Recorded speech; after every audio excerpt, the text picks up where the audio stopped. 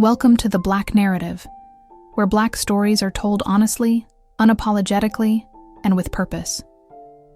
Before we begin, don't forget to hit that subscribe button, turn on the notification bell, and share this video. Because every story deserves to be heard, and our voices can no longer be ignored. When 2 guards attempted to remove a Black Marine from his son's graduation, no one anticipated 6 Navy SEALs would rise from the crowd, stopping the entire room without uttering a single word.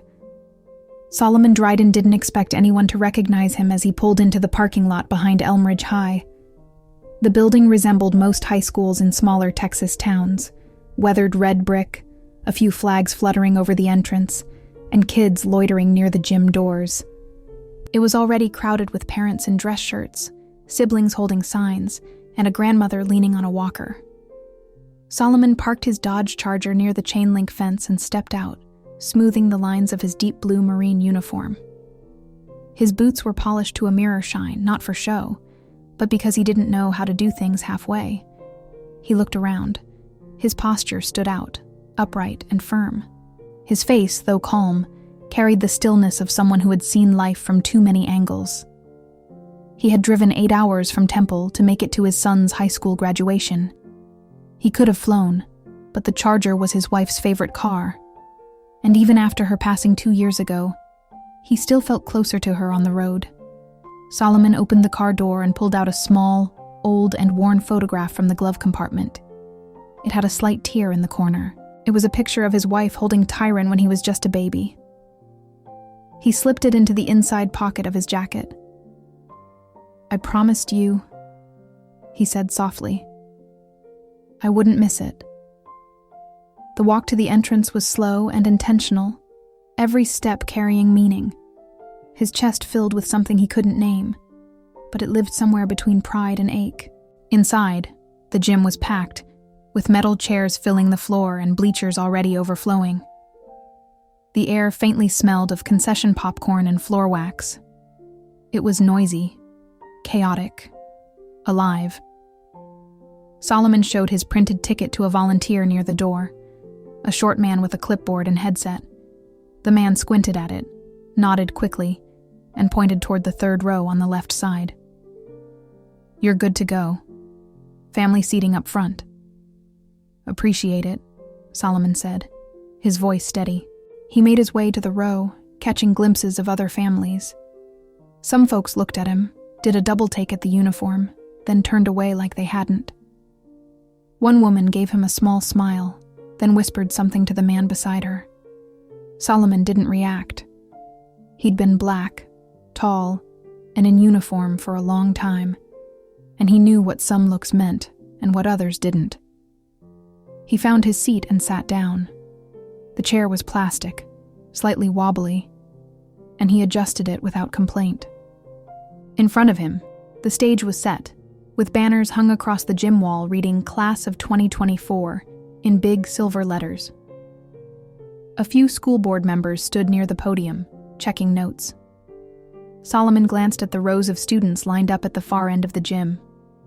Tyran was somewhere in the middle, tall, lanky, with his mother's eyes. 18 years gone just like that, he thought. He remembered holding him the night he was born, still in uniform, dirt still under his fingernails. He'd flown in from Okinawa with only 4 days leave, and now here they were.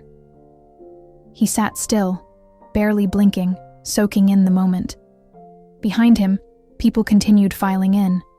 Chairs scraped, programs rustled, and someone laughed too loud. A man dropped his coffee and muttered under his breath. None of it touched Solomon. His world was narrowed to the stage, the rows of young faces, and the weight of the photo against his chest. Then the music started, pomp and circumstance, and the crowd around him rose to their feet. A few students looked nervous, others beamed. Solomon stood too, shoulders squared, arms at his sides. The national anthem followed. Everyone placed hands over hearts. Solomon didn't move. He didn't need to. His whole presence was a salute. He thought of his wife again, how she would have cried through the whole ceremony, how she would have fixed Tyran's tie 3 times before letting him leave the house. His eyes stayed forward, but as the last note of the anthem faded, 2 uniformed men began walking down the side aisle, heading straight for him. The 2 security guards moved with purpose. They weren't police. Their badges read Harlan Security Services, and their uniforms were standard black polo shirts tucked into cargo pants, with earpieces and radios on their belts. Neither of them looked older than 30. One was short and wide-shouldered with a shaved head and a tight expression. The other was taller, lanky, and chewing gum like he had somewhere better to be. Solomon noticed them right away, but didn't flinch. His training had taught him long ago that stillness was often more commanding than movement. He kept his eyes forward, his hands resting loosely on his thighs. The shorter guard stopped beside him and leaned down just enough to be heard. "Excuse me, sir," he said in a low voice. "We're going to need you to come with us." Solomon slowly turned his head. "Is there a problem?" The tall one stepped forward. "Yeah, this section's for families of graduating seniors." Solomon blinked, then reached into his coat pocket and pulled out the same printed ticket he'd shown at the door. "This is my seat. 3rd row, left side. Family seating confirmed." The shorter guard didn't even look at the ticket. "We got told it's full." Solomon didn't move. "It was full when I sat down too. You want to tell me who gave that order?" The tall guard shifted uncomfortably. He wasn't expecting a calm, clear voice. "Look, it's not a big deal. There's some extra seats in the back. Let's not make this anything it doesn't have to be." Solomon's eyes narrowed slightly, not with anger, just quiet calculation. "I drove 8 hours to watch my son walk across that stage. I'll be sitting right here." A few heads had started turning. A woman 2 rows over nudged her husband and nodded toward them. Someone in the bleachers tilted their phone slightly, maybe recording. The short guard straightened up and looked around. "Sir, I'm going to ask one more time." "You can ask all day," Solomon said, his voice lower now, firmer. "I'm not moving." The tall one sucked his teeth. "Maybe you'd be more comfortable in the back, that's all we're saying." And there it was. Solomon looked at him fully now. That phrase wasn't about logistics. It wasn't about policy. It was about something older, something quieter, something that had followed him all his life in boardrooms, waiting rooms, front porches, and even the base cafeteria. Just behind a smile, just under a whisper. He didn't respond. The air shifted around them, the way it does when people start sensing a line has been crossed. The short guard noticed it too. He adjusted the radio on his hip and muttered something into the mic, never breaking eye contact. Solomon stayed seated, staring forward like the conversation had ended. Because for him, it had. A woman seated beside him, older and pale-skinned, leaned slightly toward him and whispered, "Don't you let them move you." He nodded once, acknowledging her but saying nothing. He didn't want to make a scene. He wanted to watch his son graduate like any other father. But the guards weren't finished. The tall one lowered his voice again. "Look, you got a problem. Take it up with the school office. We got our orders." Solomon turned his head toward him once more. "You have a name, son?" The guard blinked. "It's Officer Malley, not officer." Solomon replied, "Your private security." The other one stepped in. "All right, that's enough. If you don't stand up." He didn't finish the sentence because that's when the gym door at the far end clicked open and 6 men walked in. No uniforms, no badges, just firm postures, squared shoulders, and faces that said they'd been through worse things than awkward stares and misjudged instructions. They didn't walk in together. They filtered in one by one, taking different spots like they weren't there together. But anyone watching closely could tell they moved the same, watched the room the same, sat the same, still, steady, and alert. Solomon didn't look back. He didn't have to. He knew exactly who they were. But the guards didn't, at least not yet. And they were about to find out. Solomon kept his focus on the stage. His jaw didn't move, but his mind was turning. He wasn't angry, not yet, but something inside him clicked into place like a switch he didn't use unless he had to, the one built for survival, for balance, for patience under pressure. The two guards didn't leave. They hovered. It was the kind of hovering that wasn't about doing a job. It was about trying to remind someone they had power. But what they didn't understand was that Solomon had lived in places where power was life or death, not some gym with folding chairs and a sound system. A student's name was called from the stage, and the crowd clapped politely. But people weren't really paying attention to the ceremony anymore, not the ones nearby. They were watching the standoff, pretending not to. The taller guard, Mally, shifted his stance again. He leaned closer, voice quieter this time. "I'm trying to do you a favor here, all right? This doesn't need to get ugly." Solomon's eyes flicked to him. "You don't have that kind of favor to offer." A pause. Mally drew back slightly, as if reconsidering his next move. But the shorter one, Garvin, according to his badge, was less subtle. He didn't like being challenged. His hand hovered near the radio again. A few rows behind, a man stood up slowly. Nobody noticed at first. He didn't say a word, just crossed his arms and stared. Clean-shaven, broad frame, eyes sharp. He took a seat near the aisle without removing his gaze from the scene in front of him. A second man stood up on the opposite side of the gym. Same posture. Calm. Intentional. Then a third. They didn't speak. They didn't need to. Solomon knew them all. He didn't turn to look because his instincts didn't require confirmation. He had led these men through mud, gunfire, and silence darker than most people could imagine. Garvin leaned down again, this time with something in his voice that wasn't there before. "Listen, man. You're making this into a situation." Solomon turned his head slowly and deliberately. "And you're not listening." Garvin's hand twitched toward the radio again, but before he could say a word, a voice broke the tension from 10 feet away. "Is there a reason this man's being bothered?" It was clear, calm, controlled, the kind of voice that doesn't rise to get attention. It drops just enough to make everyone else stop talking. It came from a man standing in the center aisle, tall, salt and pepper beard, fitted black coat over a gray shirt. His name was Creed Marston. He was the one Solomon had pulled from the wreckage in Kandahar, dragging him across 200 yards of sand while bullets rained down like gravel. Garvin looked up, caught off guard.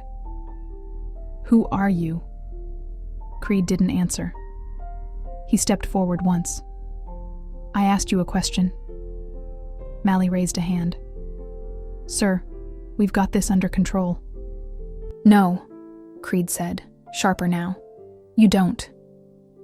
Another man stood up from the far bleachers, then another, 4 of them now. Solomon remained seated, still, quiet. The entire left side of the gym was now watching openly. A boy pointed. A teacher tried to wave attention back to the stage, but nobody was looking at the diplomas anymore. Creed took one more step forward. "You're embarrassing yourselves, and you're one breath away from making this worse." Garvin glanced at Mally, who looked less confident by the second. It was clear now they hadn't expected backup, especially not backup like this. "I don't care what your orders were," Creed said. "You don't put your hands on that man. You don't tell him to move. You don't ask again." The silence in the gym felt tight, the kind that didn't come from fear but respect. A quiet respect that started to swell as more people realized what was happening. Solomon finally looked up at Creed and gave the smallest nod. Not a thank you, not a request, just recognition. Creed's eyes softened for a moment. Then he stepped back and took his seat again, arms folded. But the tension hadn't left the air. Not yet. And the people watching were waiting to see what the guards would do next. The gym faded, the stage, the banners, the faces all blurred into the background of Solomon's mind. His eyes were still open, but his memory yanked him backward 15 years ago to Afghanistan. It was late afternoon in Kandahar province. The sun didn't set gently there. It crashed down like a hammer, turning the sand to rust and the air to steel. Solomon, a gunnery sergeant back then, had just finished briefing his unit when everything went sideways. A roadside IED blew under their convoy, flipping the lead Humvee like a toy. Dirt and metal rained down before anyone could scream. Then came the gunfire. Not scattered, but coordinated. Solomon didn't think he moved. He ducked behind what was left of a door frame, surveying the chaos. Smoke clouded the edge of the valley, but he saw 6 men down, trapped behind the burning wreckage of a second vehicle. Most were pinned. One was already trying to crawl forward, dragging another by the vest. That was Creed Marston. He had just 3 months in country, and a bullet through his thigh. Solomon bolted. No hesitation, no radio call. He ran through open ground, dodging bursts of gunfire, sliding into cover behind a blown axle. Creed looked up, blood on his temple, gasping. "You're bleeding," Solomon had said. "You noticed," Creed coughed. Solomon grabbed the straps of the downed soldier beside him, Enrique Soto, and began pulling. Creed pushed from behind, wincing with every inch. "Where's Divas?" Solomon shouted. Creed pointed weakly. "Left side, under the hood." That's when Solomon saw him. A young SEAL pinned under part of the engine block, leg trapped. He was yelling for help, but too far gone to move. Without pausing, Solomon told Creed, "You keep low and move when I move." Creed nodded. That's when he really started to understand what leadership looked like. Solomon sprinted across again. His foot hit gravel, then bone, but he didn't stop. He slid to Divas, crouched low, and gripped the edge of the mangled hood with both hands. It wouldn't budge. "Gunny, don't!" Divas shouted. I'm good. "You're not staying here," Solomon said. He braced one foot, dug deep, and lifted. His shoulders strained, his ribs ached, the metal groaned, but it rose just enough for Divas to yank his leg free. They fell back together, crawling toward the ridgeline. Gunfire cracked overhead. Creed returned with Soto, limping on his good leg. 2 others followed, Lim and Horton, faces blackened with ash, rifles at the ready. When the firing stopped, there were no cheers, no victory speech, just silence and breathing. All 6 of them were alive. Solomon was the last to check out. He stayed on rear watch until the dust settled and the medevac arrived. He didn't speak for a long time after that, but Creed remembered. They all did. After that day, there was never a doubt. If Solomon asked for anything, anywhere, anytime, they'd be there, no matter what. Back in the gym, Creed sat quietly in his chair, eyes fixed on the guards still standing near Solomon. He wasn't thinking about war. He was thinking about promises. The man who had dragged him out of a war zone was now being harassed in front of a high school stage for trying to watch his son graduate. He clenched his fists. Another SEAL, Javier Meeks, walked in and sat 4 rows back. Then Zachary Wells found a spot along the right side bleachers. They didn't speak. They didn't need to. Solomon glanced toward the back of the gym now, just briefly. His eyes met Meeks's. That was enough. But the guards didn't understand what those looks meant.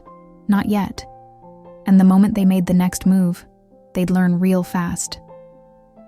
The ceremony pressed on, at least on the surface.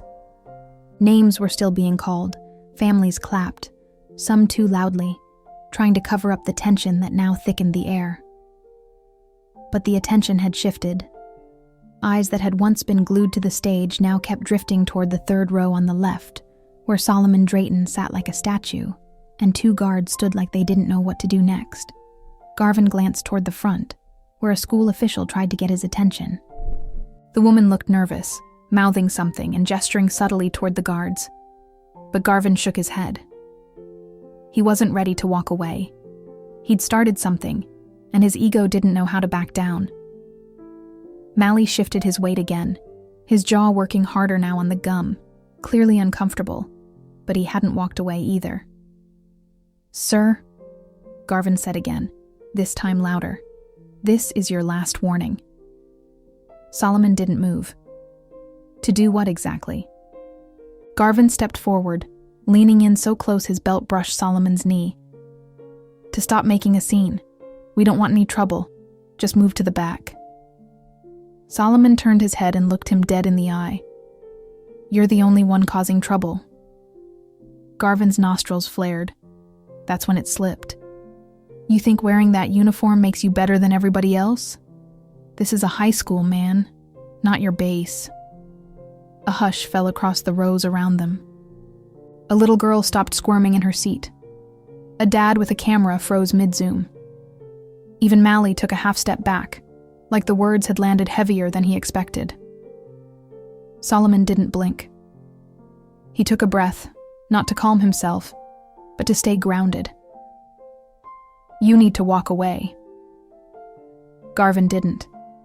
Instead, his hand dropped to the front of his belt, not on a weapon, but near enough to feel threatening. And that's when Creed stood up. He didn't yell, he didn't posture. He just stepped into the aisle, slow and focused, like the conversation had become his business now. The gym wasn't dead silent, but close. Creed's voice was clear. "If you touch him, you'll answer to me." Garvin turned his head. "And who the hell are you?" Creed took another step forward. "The man who's telling you this ends right now." One of the school board members noticed what was happening and whispered something to the principal. An assistant principal got up and started moving toward the back of the gym, probably calling someone on the walkie clipped to her side. The school staff was finally realizing this wasn't going to die down quietly. More SEALs rose from their seats, spread across the room.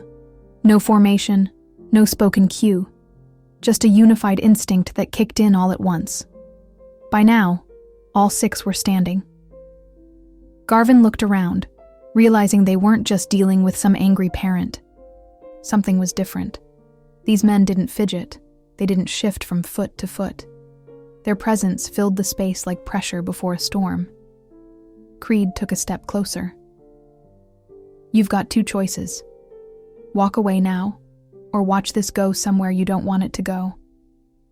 Mally's voice finally cracked through. "Let's just back off, man." But Garvin still hesitated. Solomon spoke again, not to Garvin, but to Creed. "Don't waste your breath. He already made his decision." Creed didn't smile. He just lowered his voice one last time. "Don't mistake silence for weakness." Finally, Garvin stepped back.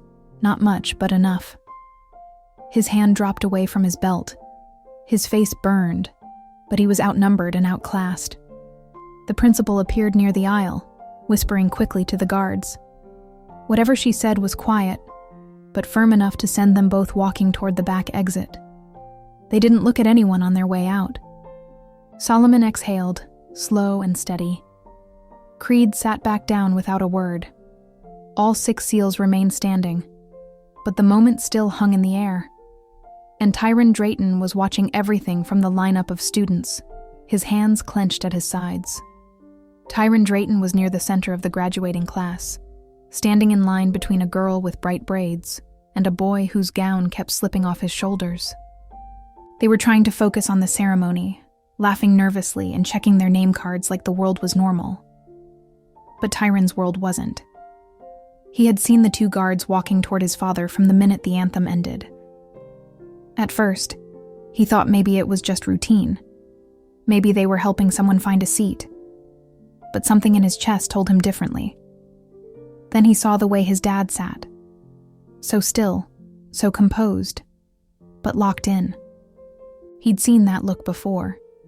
The same one he'd caught when he was 12, and came home crying because someone at school had said something they shouldn't have. His dad didn't raise his voice then either. He just sat with that same expression, like steel that refused to bend. Tyran kept his eyes on the scene as best he could from his place in line. He couldn't hear what was said, but the body language told him enough. He saw the guard standing too close, saw his father calmly staying seated, and then he saw a man stand up, a tall guy in a dark coat. And somehow, Tyran knew that wasn't just a parent. That man knew his father. The way he moved, the way he placed himself between the guard and the row. It was clear he wasn't there for drama.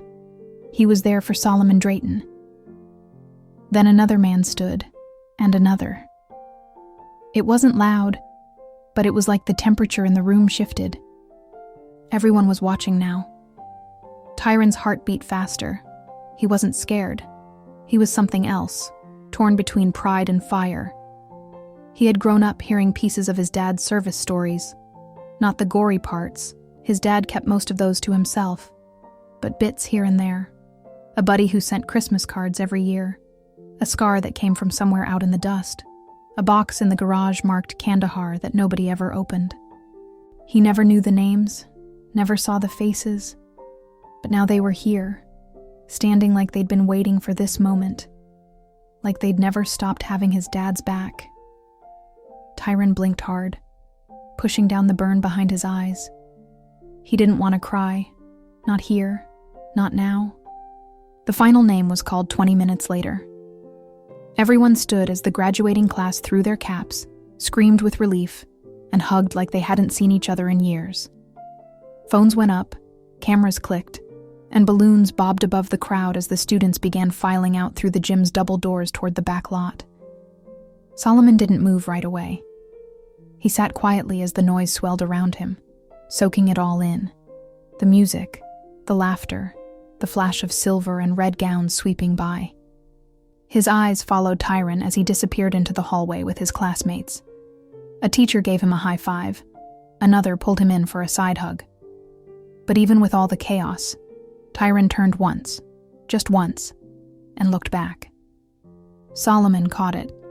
A brief glance, but it held everything. "Did you see me?" And Solomon's expression gave the answer. Every second. The crowd began to thin. People shuffled out with flowers and balloons, congratulating each other in loud bursts. Solomon stood slowly, stretching his legs, feeling the weight of sitting in one position for too long. Creed walked over as the gym emptied. He didn't say anything at first, just looked at Solomon, then toward the exit. "You okay?" Creed finally asked. Solomon nodded. "I've been through worse." Creed smiled slightly. "Yeah, but it still shouldn't have happened." "No," Solomon said. "It shouldn't have." Another SEAL, Javier Meeks, joined them. "We tried to stay low-key, but once that guy put his hand near his belt..." Solomon raised a hand gently. "You all did what needed to be done. That was enough." The three men stood there for a few seconds longer, letting the noise drain from the room. Then Solomon said, "I want to see my boy." Outside, the sun was fierce against the concrete, casting long shadows from the bleachers onto the back lot. Students were scattered in small clusters, posing for photos, throwing their caps again, calling out to relatives. Tyran stood near the flagpole, his gown half unzipped, the diploma folder in one hand and his phone in the other. When he saw his father approach, he stopped mid-conversation. The crowd around him faded into the background. They met halfway. Tyran was the first to speak. "You okay?" Solomon nodded. "You?" "Yeah," Tyran said, then looked down for a second. "They tried to move you." "I know." Tyran's jaw flexed. "I was ready to walk off that stage, Dad. I swear I was 2 seconds from saying something." Solomon placed a hand on his son's shoulder. "And that's why you didn't." Tyran looked up. "What do you mean?" "Because you knew I could handle it, and because you handled your moment like a man. You didn't let anybody take it from you." Tyran held his breath for a second. Who were those guys that stood up? Solomon glanced behind him. The 6 SEALs were now outside too, gathered near the exit, talking quietly. They weren't looking for attention, just keeping an eye out, like always. "They're men I bled with, men who know what loyalty means," Solomon said. "Men who don't forget." Tyran nodded slowly. "That was powerful." "It was necessary," Solomon replied. "Sometimes silence is louder than shouting, and sometimes standing up without speaking says more than 1,000 words." For a moment, neither of them said anything. Then Tyran smiled. "You gonna tell me those war stories now?" Solomon chuckled. "Some of them. You're old enough for the real parts now." They stood there shoulder to shoulder, not just father and son, but 2 men connected by something that couldn't be explained, only lived. Across the lot, Creed raised a hand, not a wave, just a gesture of respect. Tyran returned it without hesitation. The sun kept climbing, but for the Drayton men, time moved differently now. But one more moment remained, because after all that, the real lesson hadn't yet been spoken aloud. Most of the crowd had cleared by the time Solomon and Tyran walked back to the parking lot. A few families still lingered, laughing around folding chairs or loading up trunks with flower arrangements and graduation gifts. But the buzz had quieted, and the sun had softened into early evening light. Solomon unlocked the Charger, the same one his wife used to drive to parent-teacher meetings and weekend road trips. Tyran paused at the passenger door, running his fingers along a scratch near the handle. "She would have been screaming the loudest today," he said softly. "She would have made you retake every photo until your smile looked just right," Solomon replied, managing a grin. They climbed in, shutting the doors behind them. The car was warm from the sun, but it felt like a cocoon, sealed off from the rest of the world for a few breaths. Tyran turned to face his father. "I gotta ask, why didn't you say anything to those guards? You just sat there." Solomon tapped the steering wheel once, then turned to him. "Because I don't have to stand up for who I am, and I don't need to raise my voice to be heard." Tyran looked out the window for a second, chewing on that. "You know how many times in my life I've had to choose between letting something slide or blowing it up?" Solomon continued. "That moment today, what those men tried to do, it wasn't new, but how we respond, that's what defines us." "But they disrespected you," Tyran said, "in front of everybody." "Yes," Solomon said, "and everyone saw it, but they also saw the truth. They saw 6 men who had every reason to be somewhere else stand up, not because I asked, but because they knew what that moment meant." "Tyran, sit with that, son," Solomon said. "Life will hand you 100 chances to react with anger, and sometimes anger is justified. But most times, silence cuts deeper. Dignity sticks longer. That's what people remember." He reached into his jacket and pulled out the folded photo, the one of Tyran as a baby, his late wife cradling him. "I carried this with me through Kandahar. I carried it through losing your mom. And I carried it here today. Not because it gives me strength, but because it reminds me of what's worth protecting."